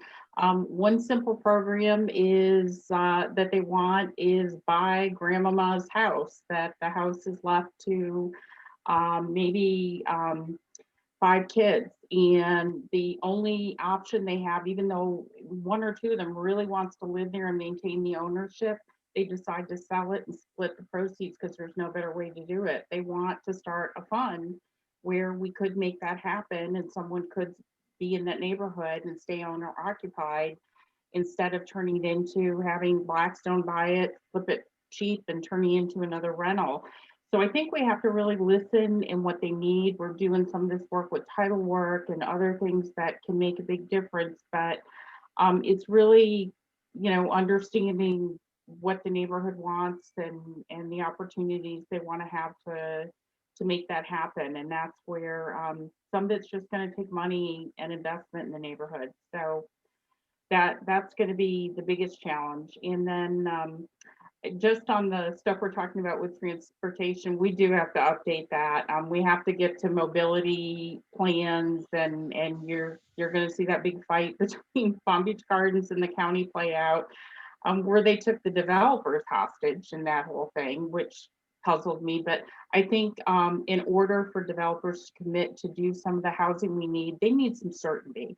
I mean, another case was Lake Worth Beach, where the commission changed and all of a sudden all the rules were changed. They're like, we're going to put a moratorium in place, and we spend so much of our time really working on those issues. In fact, we're having a workshop with the Lake Worth Beach Commission, and really going to try to get through some of this, that you can't expect great things for your city if you don't embrace some stability, because it's really not fair, and you're not going to attract what you need. So it's tricky, and NIMBY's tricky too. People actually tell me they want affordable housing, but not near them. So that's the other problem we run into. And Tim's example up in Jupiter was great. Nobody really hated the idea, but you also have to see what people are really opposed to. And sometimes they do have good arguments, like they're concerned about traffic, and we have to explain to them that residential will bring so much less traffic than commercial, and really deal with some of their fears head on. But in some cases, just I was here first and I don't want that. So they're, and sometimes they just make their own argument as they go on during a meeting. And but it is tough. We do need a lot of us having some courage to make these changes. Yeah, actually, and to build on that, we actually have a question in asking about Housing Leadership Council's plan for the Western communities, and they're asking if the higher density transit nodes in the Western communities along 441 or Dog and the transit corridor heading east could make a big difference supply-wise, and they're just wondering if you're mentioning or trying to increase density on there. Oh, it definitely. We focus on housing, but we know it's all interrelated. So I know Mary Lou Bedford, who's part of our group, with the chamber there really has been talking about some ideas. And, you know, at this point, we're so desperate, we're kind of taking any housing we can get. And that's one of the issues too. And the fact that municipalities, we have to just try to get them to cooperate with it. It's not like some other counties, you know, with our charter, the municipalities can do what they want to do. And although everybody should be contributing to housing and putting the same efforts in, it doesn't often happen that way. So it's always a challenge, but we try to have everybody at the table. And once again, any ideas or any concerns, we would love to have you at the table on our Wednesday meetings. They're still via Zoom, and that's where we want to hear ideas and make the best plan we can. And honestly, if we get that $200 million bond, I think we can count to 4. In that case, we have to count to 4. We're going to have a really good plan for spending it. And that's what we've been told, that we're going to have to make investments wisely in order to get this across the finish line. So we need everybody on this plan, all the ideas, all the things we're not thinking of. That's what scares me. What are we not thinking of in putting this plan together? So you're all welcome. Okay. I also have been seeing there's certain cities, not just here in the US, but also just locally too, with Lake Worth Beach, actually, for example, talking about putting transit hub development and encouraging transit hub development. I'm just wondering what your thoughts are on that strategy, and if that's an effective strategy to try to create those nodes, or if it's sort of something that we're focusing too much on as far as a solution to this issue. Can it provide, I guess what I'm saying is, can it provide an opportunity for more affordable housing by creating these nodes? Go ahead. Go ahead, Yeah, Suzanne. no, go ahead, because I don't really have a good answer to that. As I said, you know, it's just a tough one. And I know I used to try to take the bus to work, and a drive that was 15 minutes took me about 2 hours on a bus. So I get it that, you know, we're going to have to do this the right way and make a huge investment, or the people that need it the most, really, I don't see benefiting from it. See, the problem is it's part of the solution. I'm not Yeah. familiar with what Lake Worth Beach is doing, but I mean, if you look at, for example, Miami-Dade County, what they're doing, if anybody's driven down US 1 lately, like, you know, around Bird Road, or, you know, down towards Sunset, there's a fair number of new multifamily developments going in right along the Metro Rail. Okay, they're consciously trying to do that. I mean, the problem that we have in South Florida is that you have a few corridors of transit that are viable. Okay, only a few. You know, the Metro Rail is great. The fact that Tri-Rail, I mean, I hope everybody knows that Tri-Rail goes right to MIA now. I mean, you can take it right to the multimodal center, and you can like take a little train and you're in the terminal. So I mean, my wife and I, we do it regularly. I mean, it's a great thing. The problem is that what we have here in South Florida, and it's a huge missed opportunity, is that, you know, we don't have enough density, and we don't have enough, you know, employment destinations that are right on these transit lines, so that you can easily get from one to another. I mean, the Bright Line is great, you know, when it starts operating again. I mean, it goes through the 3 downtowns, but it doesn't stop at some places that it should. You know, I mean, it goes right through Fort Lauderdale Airport basically and doesn't stop. You know, I mean, that doesn't make a whole lot of sense. So I mean, you got to identify the destinations, you know, and then of course the origins, you know, where people are actually living, you know, for these trips, and figure out a way to do it. If you have to take multiple modes of transportation, you know, to get from your house, like, cause I, you know, so I teach a class at U of M. So I said, boy, I hate driving down there. Like, so I live in Fort Lauderdale.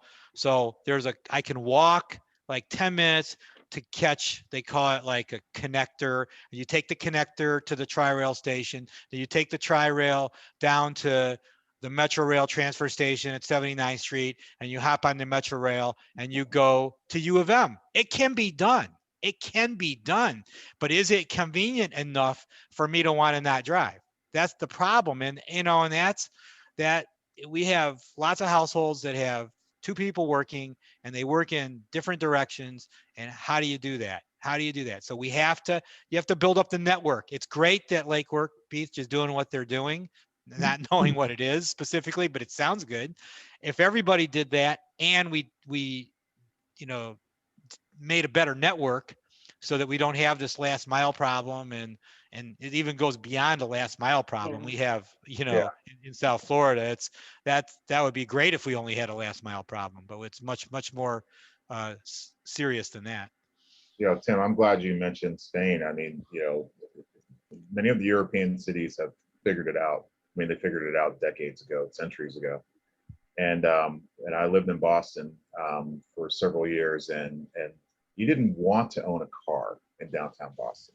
It was an inconvenience because you had to move it every so often if it snowed because they were, you know, plowing the streets or whatever.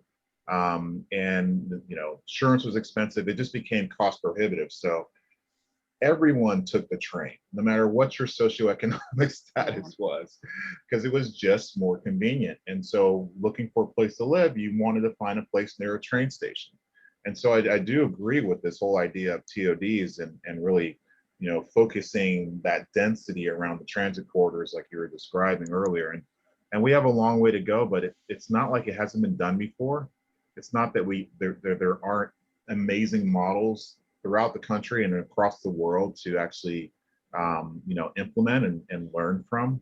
And, you know, I think the hope is that, you know, organizations like the MPO and others will continue to help push, you know, us in that direction, because, you know, friends of ours from other parts of the States or Europe, they're scratching their head, you know, like, why can't I take the train downtown, you know, if I come from the airport? And it's so simple. And yes, hopefully Brightline gets up and running again soon before the end of the year, and we can add more stations. It's just fantastic to see that passenger rail on the FEC. But I think the problem with that particular venture at this point is that it's not effective from a cost perspective. It's super convenient. When it was working, we had to be in Miami. We took it all the time. And you could take an Uber or the Metro Mover to get wherever you needed to be for that last mile. It was fantastic. But it's expensive, you know? And, and it was like, wait a minute, you know, it doesn't add up, you know? And so I guess it's the time savings was a good thing, where you didn't have to be in traffic, but otherwise, so someone's got to figure that out. Except we lost Steve.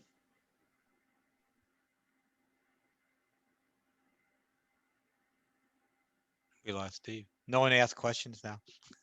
Let me see if there's any more questions in the chat. I did see in the Q&A, there's a question from Michael Odell, and this is group kind of for everybody, is assuming development is proposed with, say, 2,000 residential units in Palm Beach County, what percentage of these units would the committee think should be affordable and not 100%? That's a good question. Well, mixed income is always the best way to go. So I always encourage, and the county does, if it's built in unincorporated Palm Beach County, if it's over 10 units, they do have a workforce housing obligation. It's not even affordable, it's workforce. So you're talking about 60% AMI and above, which my presentation showed you we're missing a whole lot of workers in that.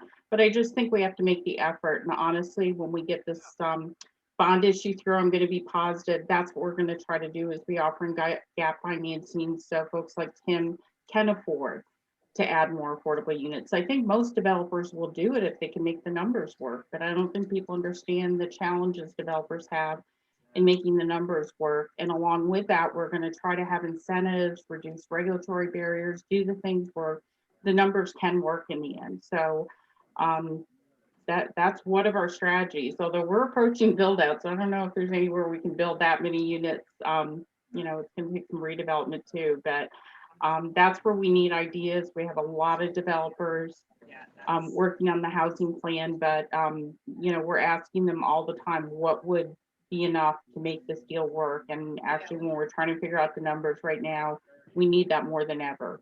What is causing delays? And planners can really help us with that. What is the biggest headache you have when you're trying to get a plan through? And Lake Worth Beach wasn't doing anything good. They tried to put a moratorium on all building.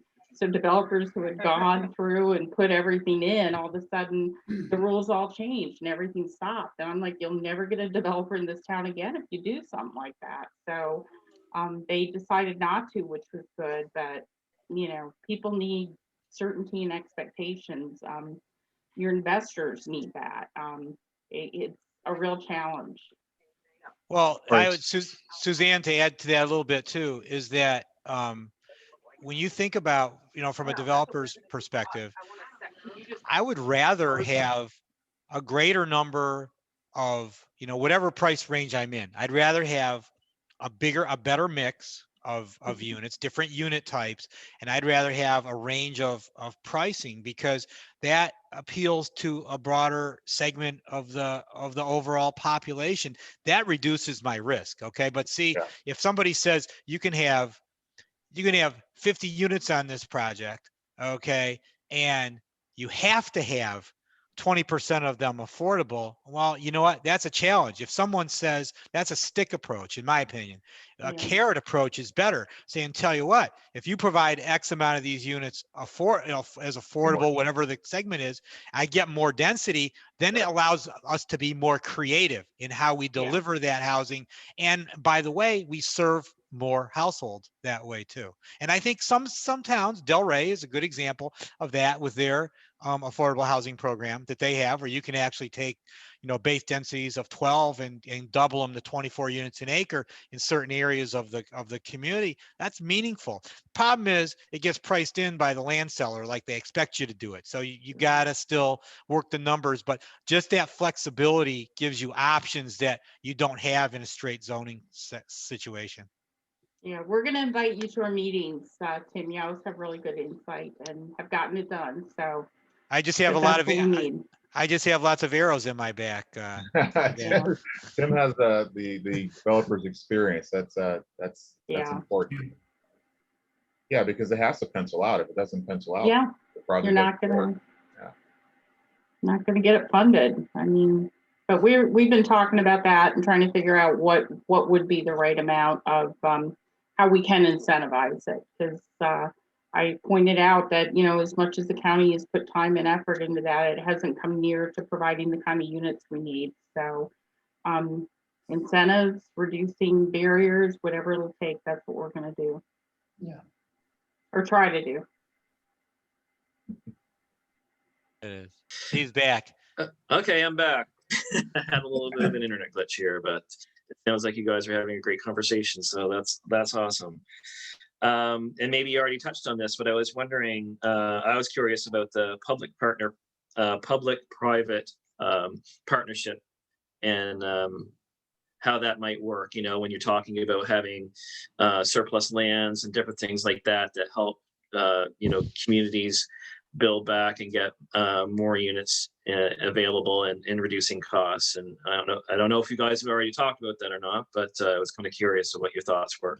I've actually got an example of that one. We're working on a development right now in the city of Sunrise, in their East Sunrise neighborhood. And that's an area, you know, that's, you know, the eastern part of the community, the western part of their community is seeing lots of, you know, more expensive housing, but the eastern part is older. So they had an old site that the city owned, and they put it out for an RFP, and we got it. And we're putting together a single family neighborhood with a few live work units in it.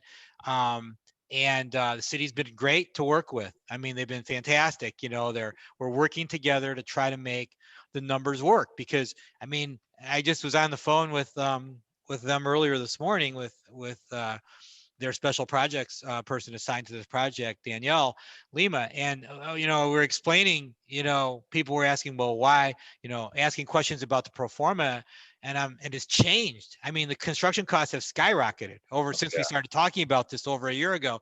And I'm like, yeah, well, project looked really good, a year ago. Now it's doesn't look quite as good. And, here's why. And, this is why. But the city is stepping up, and they're actually, which they're paying the county impact fees, which is great. That's a huge incentive. I mean, it's like a couple $100,000 of an incentive. You know what I mean? It's interesting to me always, when municipalities are asking for affordable housing, on one hand, but then there's fee after fee after fee. I mean, my soft costs on a typical development between the cost of financing and the cost of regulation are in some cases equal, believe it or not, to the hard land development costs. The vertical cost is something else, but when you add sewer and water fees, impact fees, the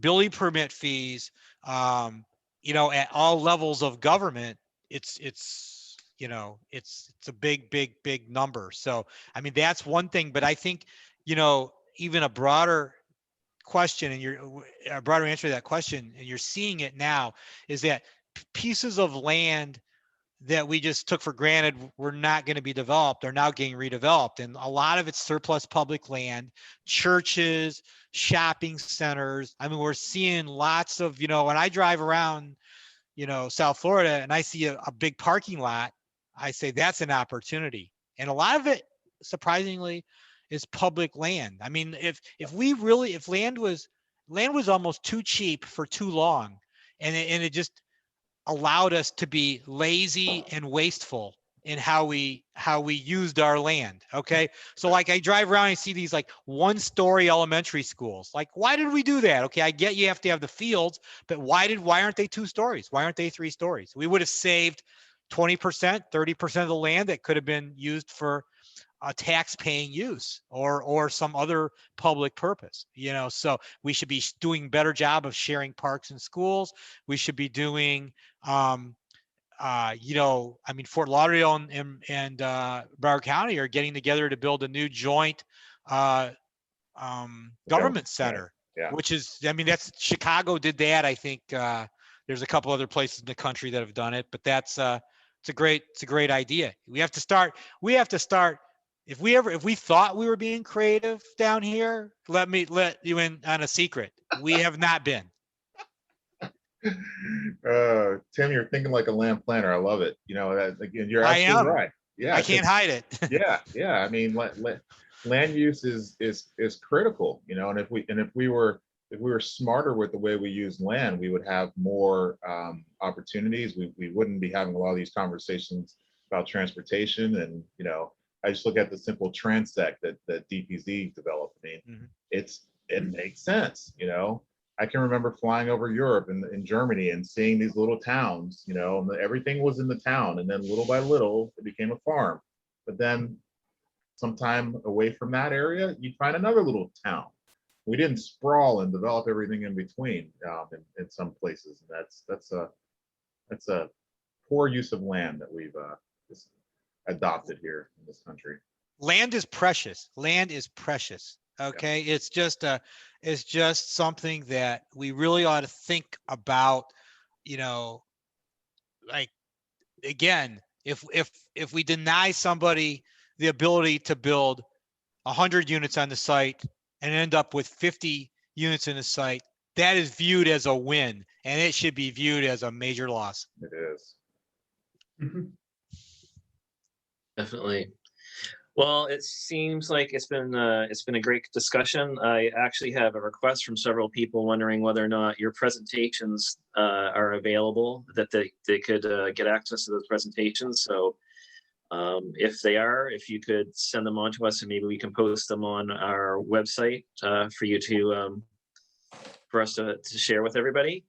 And with that, I probably should start closing down. So I would like to ask each one of you for some final thoughts and see what your thoughts are. We'll start with Bernie. Oh, hey, thanks. But, one of the things that really has caught my attention, and that is we talk about our Western communities, and we refer that to the 441 card. Well, actually, the Western communities go all the way out to Lake Okeechobee. That is the county boundary. So when we're talking about Western communities, we always seem to ignore Canal Point, Pahokee, Belglade, South Bay. They are west of 441. Look at the development that's going on in Loxahatchee right now. There are opportunities west of 441, which we always refer to as, that's the Western communities. I would suggest that, maybe we're an organization that can develop out there, and maybe that's not an area where others can develop.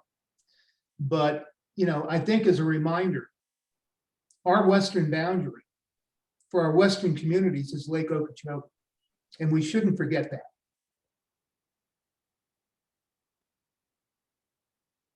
Amen. Amen. Good. Okay, Suzanne? I think it's going to be a huge challenge. I think zoning is so important. I think the federal government's going to start offering bonuses if we can do things like they say get rid of exclusionary zoning, but that'll mean getting rid of single family zoning. But we just have to send the right message with that. No, that doesn't mean we can't have single family homes. It just means we're open to so many other things.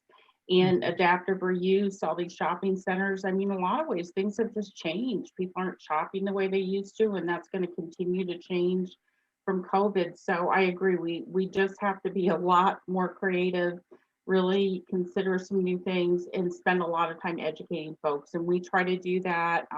We also have a lot of opportunities to get involved. We have a public policy committee that's done things like get impact fee reimbursement. Maybe we need to spread the word about it a little bit more, but we're really trying to be very receptive to what we're hearing that is preventing us from getting affordable, attainable housing options for everybody. I want everybody to not only have a place they can afford to live without paying 80% of their income, but I want them to be able to live where they want to live in the community. So please join us. We're always open to ideas, and we really need them.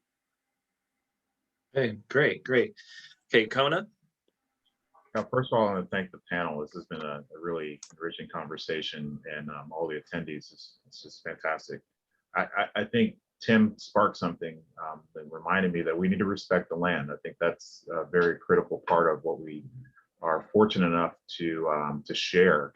And if we do that, I think we'll solve a lot of problems. And I definitely know that as we've all recently experienced, this change is inevitable.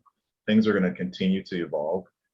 We've been pushing Mother Nature so hard that she's going to continue to tilt, and we need to be a lot more respectful of that. And I think that if we all think about the greater good, we'll fortunately be better as a result. So I just encourage you all to continue to be very good planners and stewards of the land. All right, great. And Tim? Okay, I have homework. I think I would recommend that everyone read the book, The Future is Faster Than You Think. My wife works for AWS, Amazon Web Services, and that was required reading for them. And it talks about all industries and the change that's going to be happening, that is going to happen in the next 10 years, sometime sooner, some industries sooner, some a little longer. But there's a big chunk of it is about real estate related stuff, finance and real estate, and how things are changing, and how the pandemic has accelerated changes in the way we work, the way we live, and technology. It's about convergence of technology with every different kind of industry, whether it's healthcare, whether it's financing of real estate, businesses, your home, about how we live and how we work. It's a great book, and some of it already, but your eyes will be opened by some of the things that they're talking about, and how much faster things are happening and changing than we really realize at the time. All right, great. Well, thank you all for this this great discussion. It's been a great panel. I've enjoyed it. I hope everybody else has. So look forward to seeing what each one of us can do in the future on our own endeavors and also working together. So thank you very much. And we'll talk to you later. Bye. Okay, thank you. everybody. Thank you, everybody.